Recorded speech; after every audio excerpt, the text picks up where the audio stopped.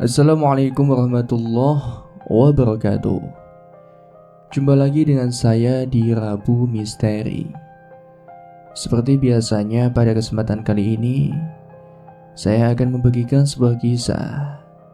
Kisah ini ditulis oleh @simpleman yang berjudul Lintrik.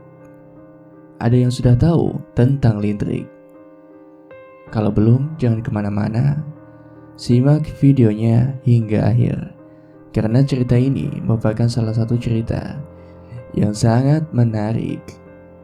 Namun sebelum saya lanjutkan ke inti ceritanya, bagi teman-teman yang belum subscribe, silakan bisa tekan tombol subscribe terlebih dahulu dan jangan lupa aktifkan lonceng notifikasinya agar tidak ketinggalan update video-video terbaru dari kami. Untuk itu langsung saja tanpa kita perlu berlama-lama lagi. Langsung saja, dan inilah Lintrik.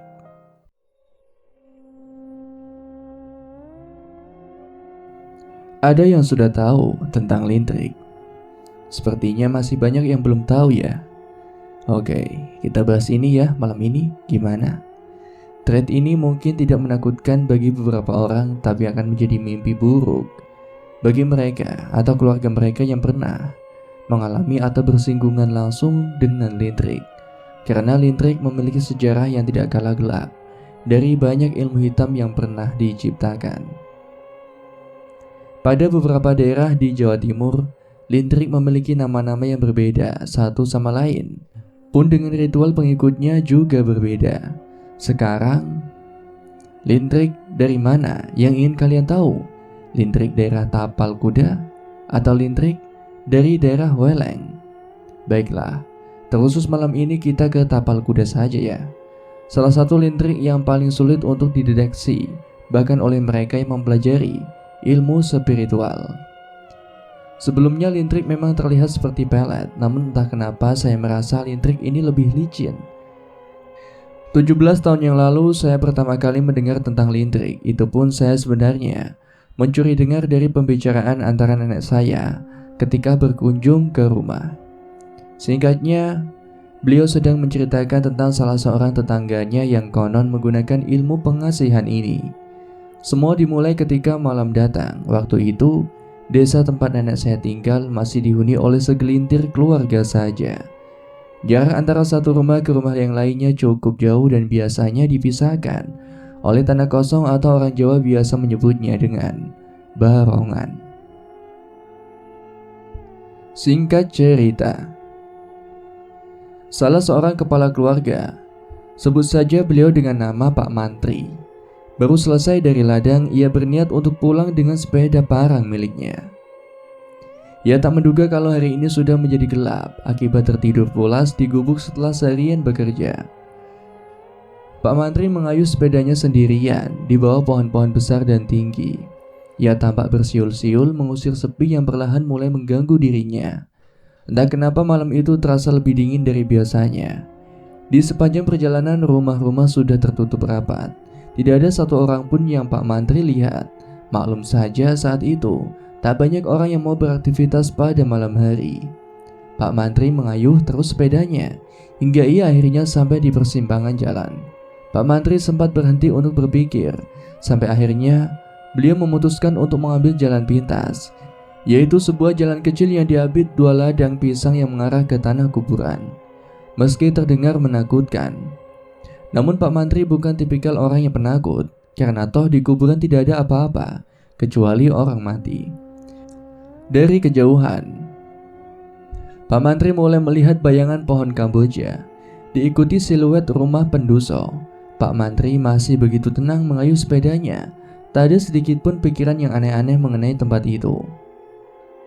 Sampai tanpa ada sebab yang jelas rantai sepeda Pak Mantri tiba-tiba terputus. Lelaki parubaya itu sempat mengumpat, "Tai!" Karena meski jalan ini adalah jalan pintas, namun butuh waktu 15 menit berjalan kaki untuk sampai ke rumah. Ditambah lagi, Pak Mantri terus mendorong sepeda parang ini. Maka lelaki itu pun akhirnya pasrah. Ia tuntun sepedanya sendirian, namun sejenak ketika Pak Mantri tepat berada di depan gerbang kuburan, Pak Mantri sempat berhenti sebentar akibat mencium aroma dari bau kemenyan yang entah dari mana datangnya.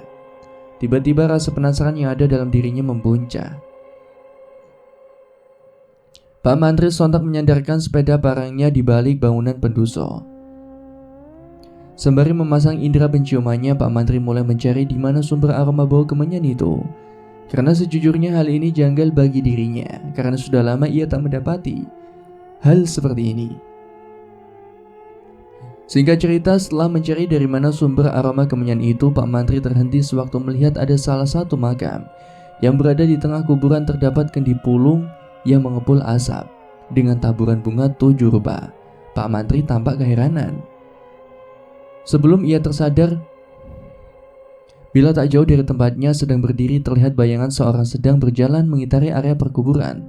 Pak Mantri seketika bersembunyi di semak belukar sambil berjalan mengendap-endap agar ia tahu apa yang sebenarnya dilakukan olehnya dan yang terjadi di tempat ini.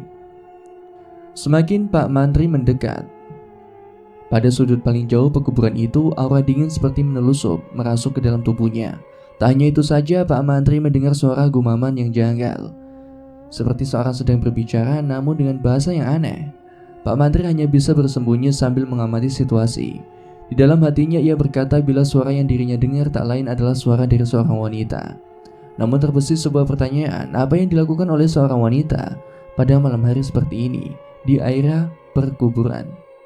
Lelaki parubaya itu menunggu karena ia tahu sejak tadi sore tersebut seperti berjalan mengitari kuburan ini terus-menerus sembari menggumamkan kalimat-kalimat yang beliau tak mengerti. Maka manakala sosok itu mulai perlahan berjalan mendekat, Pak Mantri memandang lekat-lekat. Betapa terkejutnya beliau karena yang Pak Mantri lihat pada malam itu adalah seorang wanita yang dirinya kenal, salah satu tetangga yang rumahnya tak jauh dari tempat tinggalnya. Namun yang membuat Pak Mantri tidak dapat berkata adalah wanita itu dalam kondisi telanjang bulat, tanpa sehelai benang yang menutupi tubuhnya.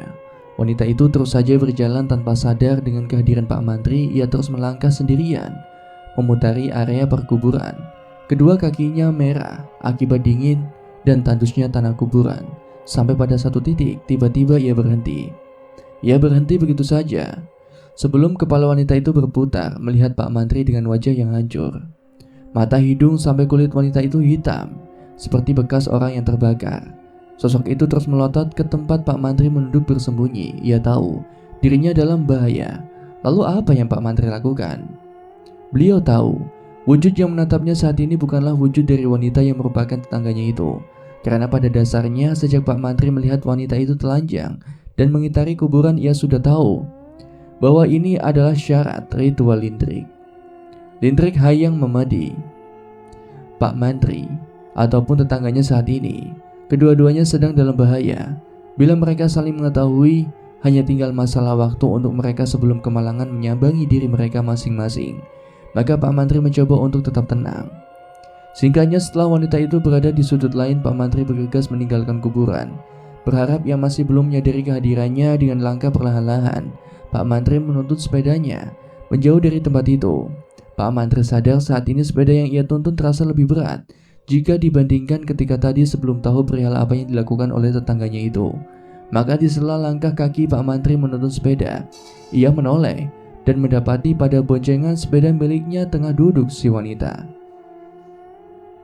Wanita itu hanya diam, pandangan matanya lurus ke depan seakan tak memiliki ekspresi sedikit pun. Dari dekat, wujudnya lebih menakutkan lagi, ditambah aroma busuk yang tercium dari dalam tubuhnya yang hitam. Namun Pak Mantri tetap sadar menuntun sepeda miliknya sampai depan rumah. Istri Pak Mantri sempat menegur beliau, "Kenapa baru pulang?" Pak Mantri tak menjawab. Ia langsung masuk ke rumah dengan tubuh gemetar hebat. Ia sadar tak boleh ada satupun orang yang tahu perihal ini.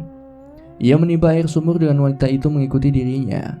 Bahkan ketika Pak Mantri tidur tepat di samping istrinya, sosok wanita itu masih berdiri di sampingnya, kadang menunduk melihat wajah Pak Mantri dari dekat. Sesekali istrinya terbangun bertanya perihal aroma bangkai tikus yang dirinya cium. Pak Mantri tetap saja diam. Pak Mantri berusaha setenang mungkin menghadapi gangguan jin yang sudah dipanggil oleh tetangganya ini. Terbesit satu pertanyaan dalam benaknya, pada siapa tetangganya ini ingin menjatuhi lintrik ini? Karena saat ini hanya Pak Mantri yang sadar bahwa pengilmunya tidak sesempurna itu. Kelak hanya Pak Mantri lah yang sadar dan tahu perihal ilmu pengasih ini.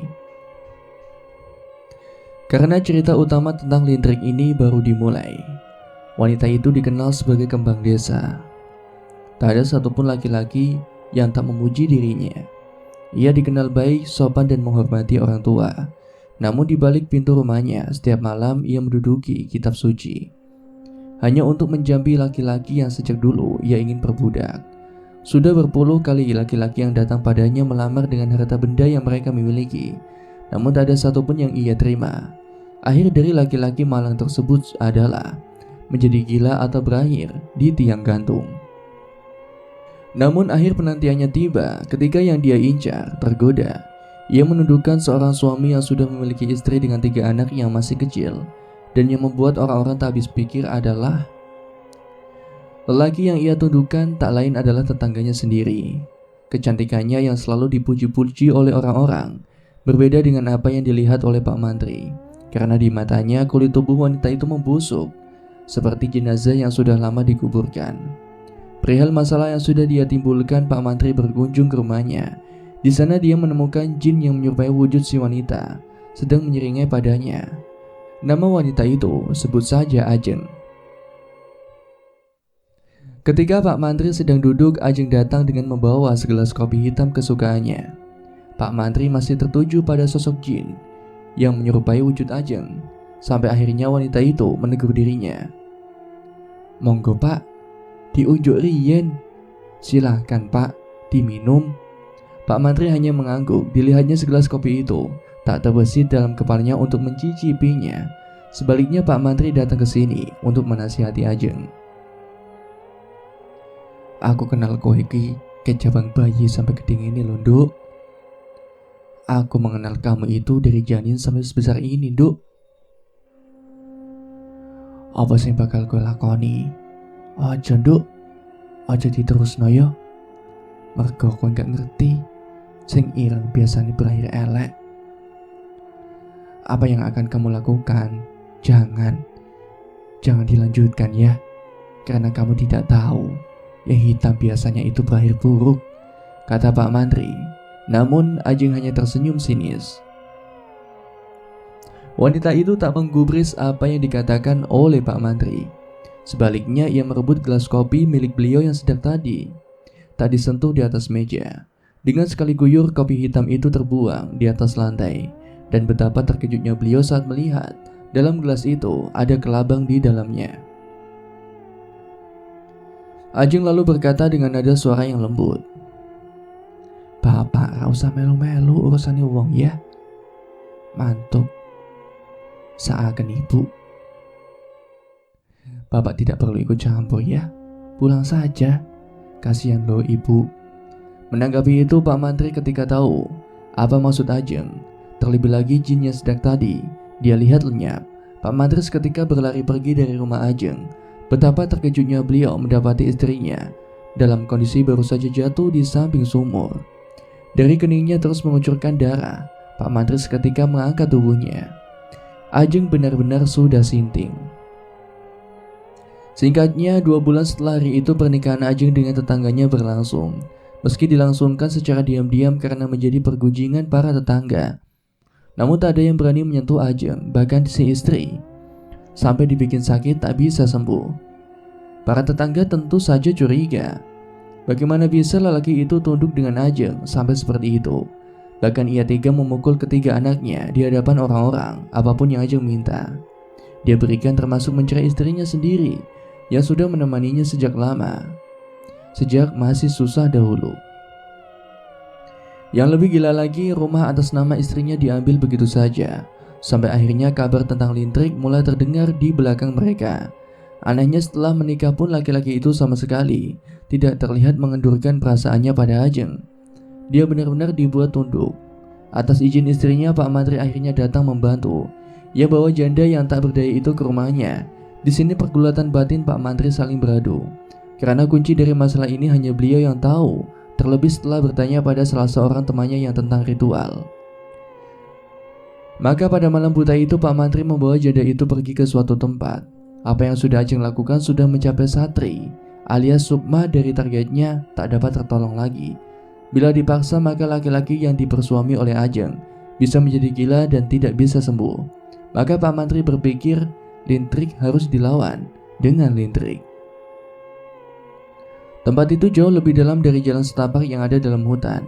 Jauh lebih gelap dari tempat dimanapun.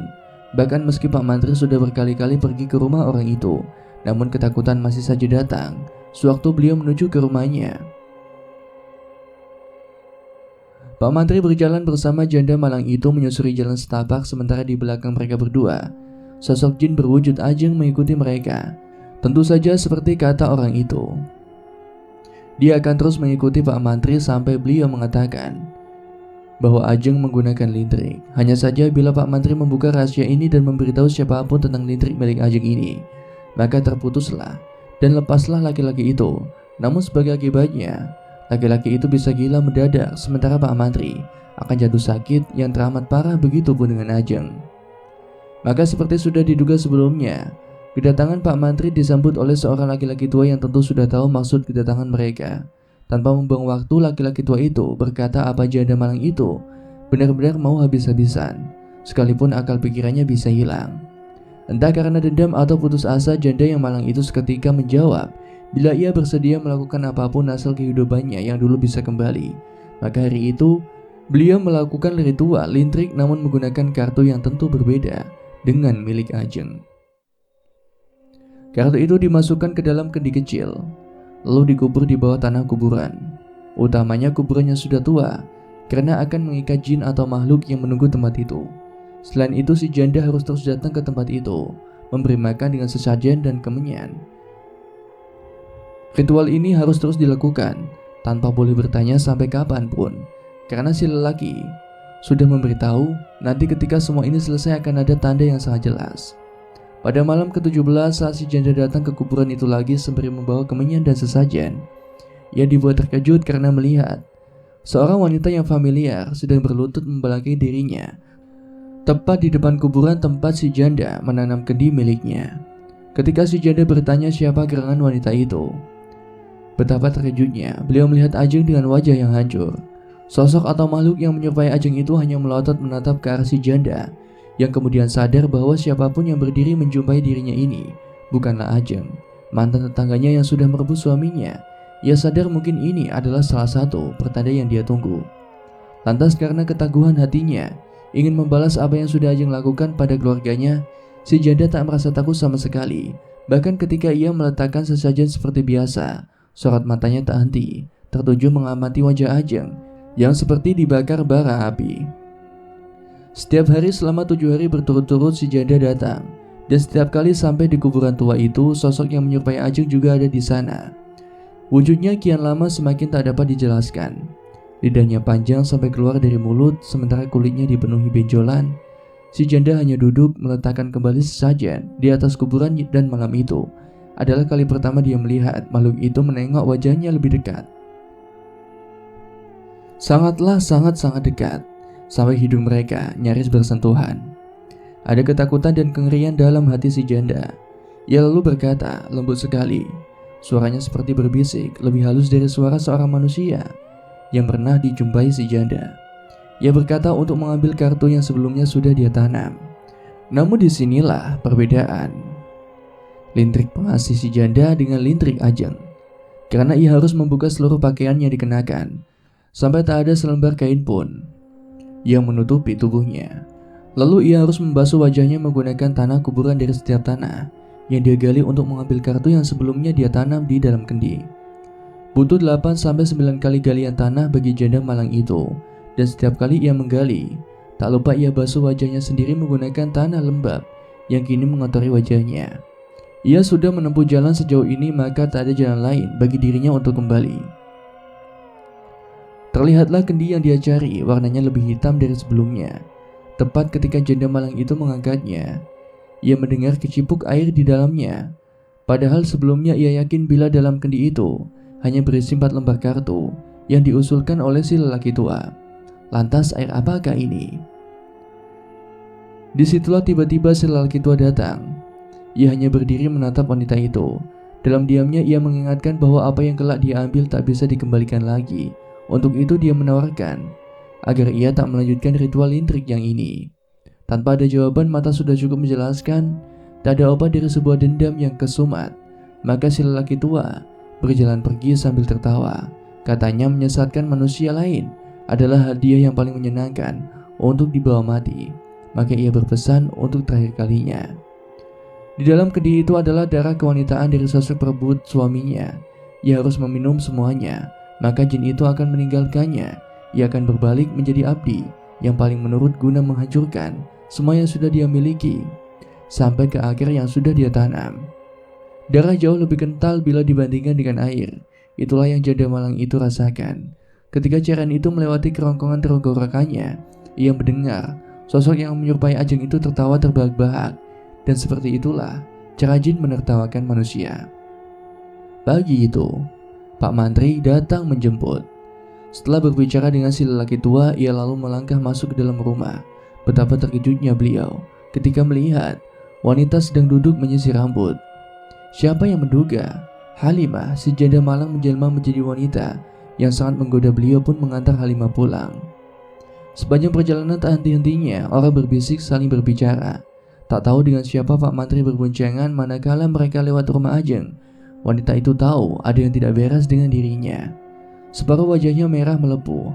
Halimah akhirnya memutuskan untuk tinggal jauh di luar desa, di sebuah rumah gubuk yang dikelilingi lahan pisang. Ketika anaknya tak bersamanya, konon dari bisik orang yang saling bicara, Halimah mendapat uang dari banyak laki-laki yang berkunjung.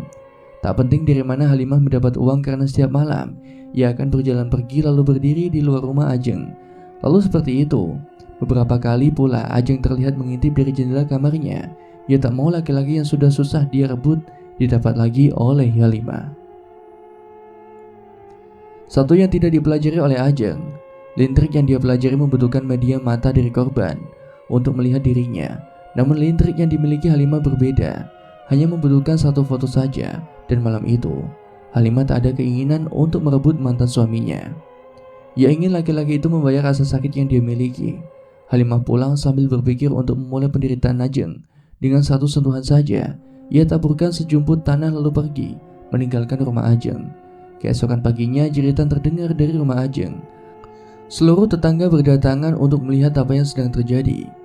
Tepat ketika mereka sudah berkumpul, semua orang dibuat serentak melihat darah membasahi wajah Ajeng.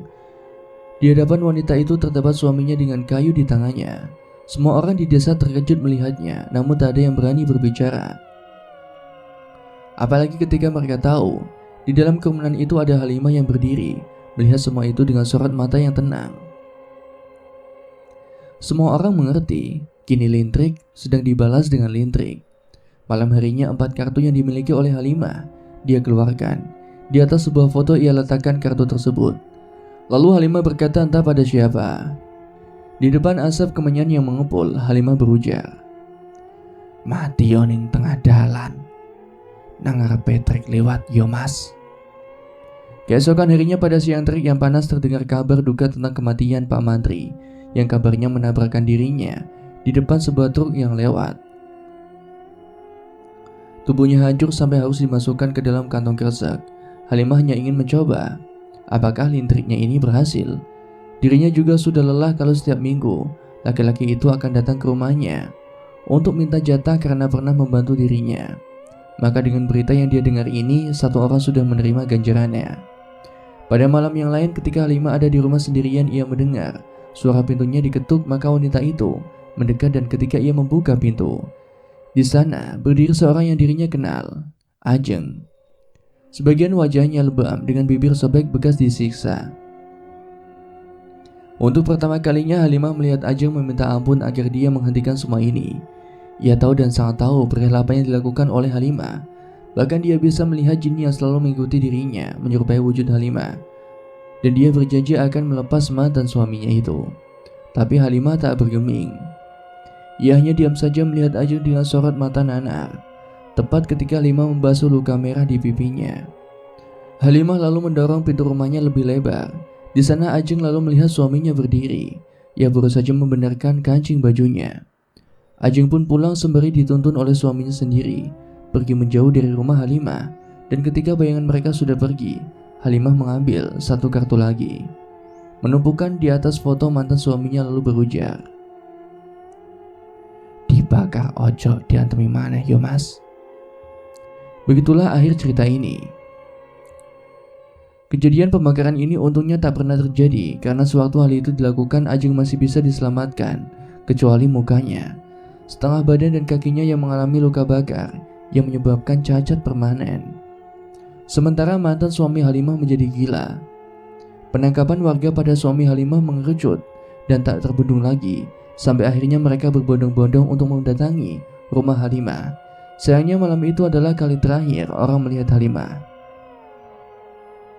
Kejadian ini diceritakan dari mulut ke mulut sampai berhenti di titik nenek saya sendiri. Sebenarnya lintrik dari tapal kuda lebih rumit lagi prosesinya. Bahkan untuk menceritakan detail tahapan melintrik seorang laki-laki harus melalui 3 proses. Saya mempercepat beberapa detailnya. Lalu apa beda lintrik tapal kuda dengan lintrik di daerah Waleng? Mungkin lain kali bisa saya ceritakan, kalau ada waktu lagi tentunya. Intinya, saya mohon maaf apabila ada salah kata dan pengucapan. Karena hari juga sudah semakin larut, saya pamit dan undur diri. Kita bisa lanjutkan cerita-cerita di episode-episode selanjutnya. Atas segala perhatiannya saya sampaikan terima kasih. Jangan ngelintrik orang ya, kalau tidak mau menanggung resikonya. Wassalamualaikum warahmatullahi wabarakatuh.